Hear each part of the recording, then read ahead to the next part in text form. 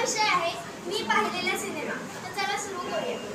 लागू दे तुझ्यातली शक्ती, हीच खरी ताकद, बाकी सारा मनाचा खेळ. घर बांधायचं असतं स्वतःच्या बळावर, साधून शक्ती युक्तीचा मेळ.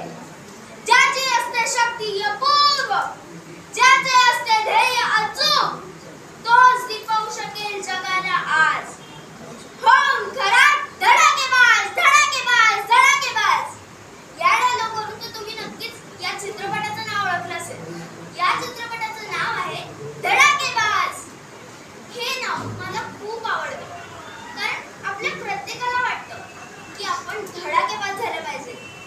मलाही तसंच वाटतं, पण बघायला गेलं तर फार सुंदर आहे. या चित्रपटामध्ये 3 जिवलग मित्र असतात. ते 3 मित्र एकमेकांचे एवढे जिवलग असतात की ते एकमेकांच्या सुखदुःखात एकमेकांची खूप साथ देतात. आणि त्यांचं एक नेहमीचं गाणं असतं जे ते नेहमी गातात. हा जीवाहून प्यारा रे तूच मला यारा, तुझ्यावरती वार कसा झेलीन मी. अरे हिम्मत कोणाची वार करण्याची, धडाकेबाज टक्कर देऊ आम्ही. हा तुझी माझी, हा माझी तुझी आणि माझी, ही दोस्ती तुटायची नाही, ही दोस्ती तुटायची नाही. हे पाहून मला खरंच मैत्री कशी असावी हे कळालं, मैत्रीचं महत्त्व कळालं.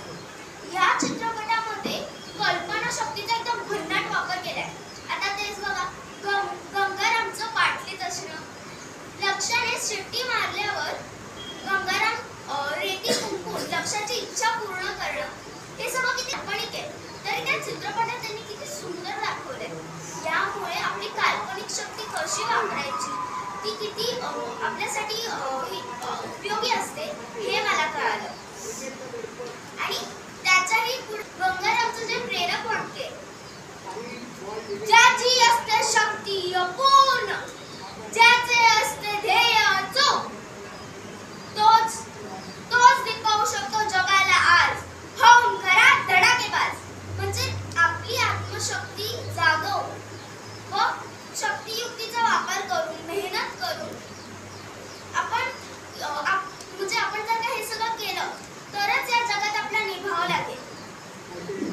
आणि शेवटी बघायला गेलं तर लक्षाचा जो मिश्किलपणा आहे की आता लक्षाला जेव्हा गोळी लागली तेव्हा तो मरण्याची ऍक्टिंग करतो आणि मरण्याची ऍक्टिंग करतो आणि नंतर हळू जोरून बोलतो, ही दोस्ती तुटायची नाही, ही दोस्ती तुटायची नाही असं म्हणतो.